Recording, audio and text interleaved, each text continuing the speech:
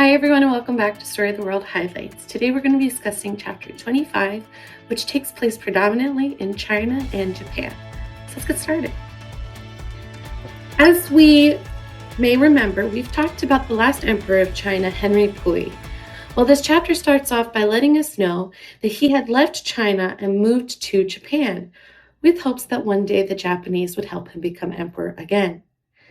In his place, he left the leader, Sun Yishan, to be in charge of the Chinese government. Now, he quickly did not maintain power because China had a bunch of warlords running different provinces of China, and they were all fighting for power of all of China. So we had a major warlord named Yuan Shikai. He went and tried to fight Sun Yishan to take power, and he succeeded, and Sun Yishan left to Canton in the south. Yuan Shikai was a military dictator in style, but just because he had become the leader of China didn't mean that he was officially leader yet. You see, he still needed to fight off all the other warlords to confirm his spot. Now, he was very busy with doing that, with fighting all the other warlords. And so in that time, Japan saw a great opportunity to claim some land. Japan all of a sudden stated to Yuan Shikai, the current leader of China, that we're just going to take these three places, Manchuria, Shantung, and Inner Mongolia, and we're just going to take them. And even though Yuan Shikai did not want to have that happen, he really couldn't stop them.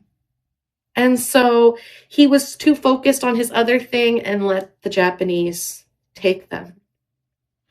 Now, 1 year later, Yuan Shikai did die, and in his death, he left a divided China. So now there was no official leader of China. Instead, we saw a bunch of different warlords running different provinces across the country. Now, Sun Yishan saw this from Canton and was really disappointed because he knew that China needed to be united if it was going to survive. And so he created a new party called the Nationalist Party, or the National Party. And this party was focused on trying to reunite China and all of its different provinces together under one leader, one government, to have a strong country. He really recruited different people in the area, in particular, somebody who became his second in command, Chiang Kai-shek. Now, Chiang Kai-shek, he became number 2 in charge of this Nationalist Party, and the Nationalist Party decided that they wanted to also have an army to help support and fight for their ideals. Now, for this army and for their strategy and plans of attack, they decided to consult Russia.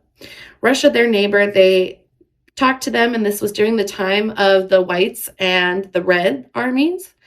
And they talked to the leaders in the Red Army, and they got some ideas on how to train their new army that they had just made.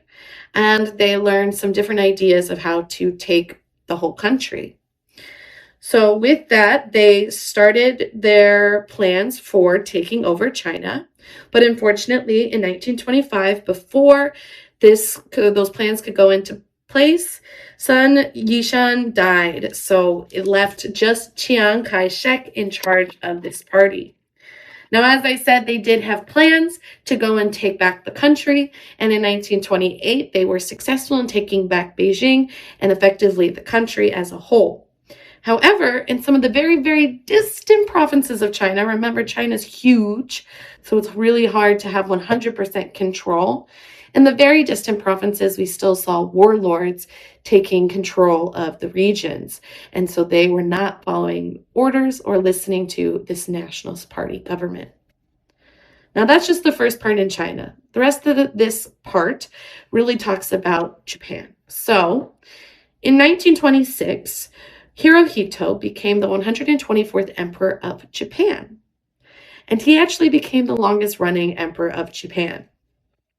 But during the time that he became emperor, he was around 20, He saw the current status of the Japanese government and wasn't happy. You see, in Japan, as you may remember, they had a constitution and an assembly. Well, the assembly really had all the power, not the emperor. And Hirohito remembered that emperors come from divine gods. And why was he second in power and not first in power? Because the assembly didn't come from God. So with that in mind, he was a little hungry for some power. Additionally, we saw the army in Japan having lots of success in battles and in war, and they were getting really strong to the point that they thought they didn't need the Japanese government, and they had ideas of their own. This came to fruition or peak in 1931 when the Japanese army secretly took over Manchuria. Now you may be thinking, Hannah teacher, didn't you already mention that? Well, they had occupied Manchuria, so they had the army stationed there, but they hadn't effectively taken over it as if it was another colony of Japan. So now they were.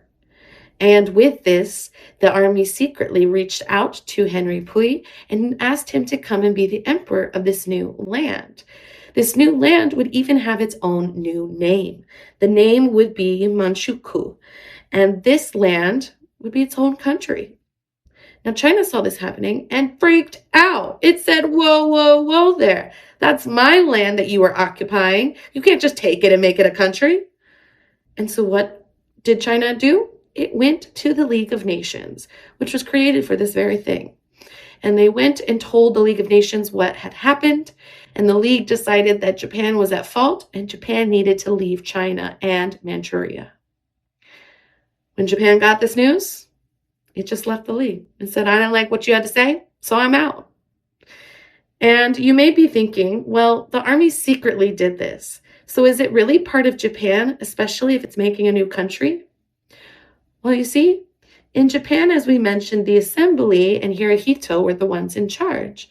But with the army just totally ignoring the government and doing what they want and making big moves internationally without permission, Hirohito and the assembly knew that they had no control over the Japanese army. And so with that in mind, they didn't want the people to know that they had no power. So they decided it was in their best interest to just accept this new country that was created by the Japanese army. So with that in mind, we saw different countries deciding to acknowledge this new country.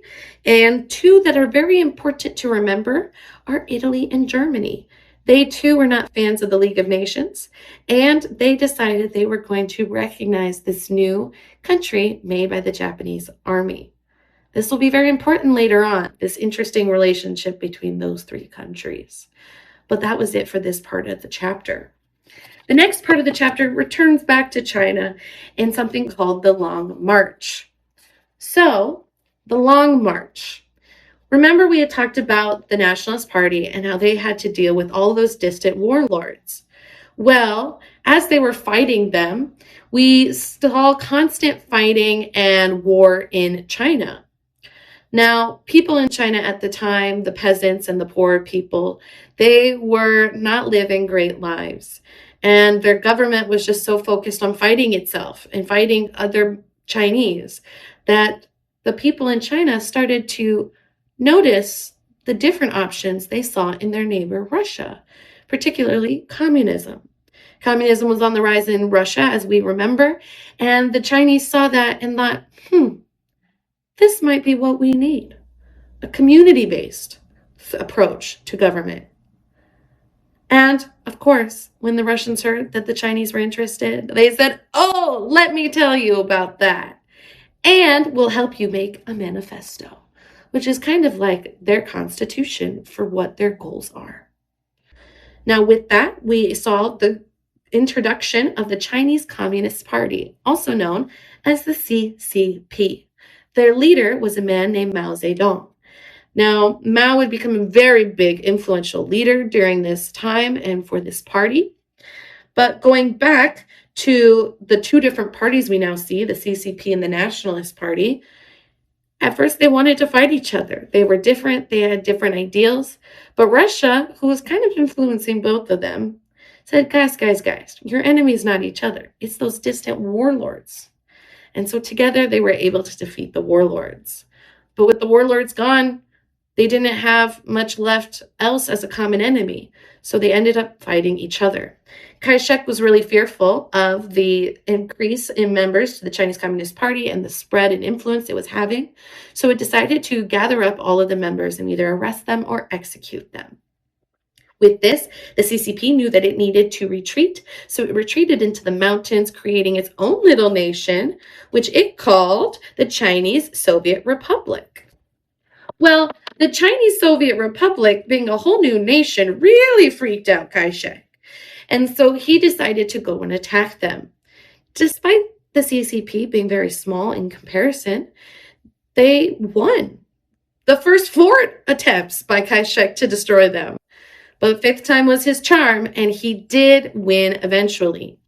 Now, during this 5th attempt to shut them down, the CCP knew it was time to retreat even further. So they started what would become known as the Long March, or a march that lasted a little over a year. They marched from that mountain area that they had just been staying in across China to the distant regions and provinces. This trek was rough and killed many of the people that journeyed on it. At first, when they started on October 15th, 1934, there were over 100,000 men, women, and children on this journey. By the end, only 5,000. So a lot were lost on the journey. Now, at this point, from their new place of retreat, the CCP decided that it'd be really beneficial to start reminding the Chinese that the Nationalist Party was attacking the Chinese people. And Chinese don't fight Chinese. We are not our enemy. And this message really struck a chord with all the people in China. We saw many people, including members of the Nationalist Party, agree with this notion and start to favor the CCP. So Kai-shek knew he could not destroy them any longer, and that if he was going to survive at all in his party, he would need to become friends with the CCP. That's the end of this chapter. I'll see you next time for Story of the World Highlights. Bye-bye.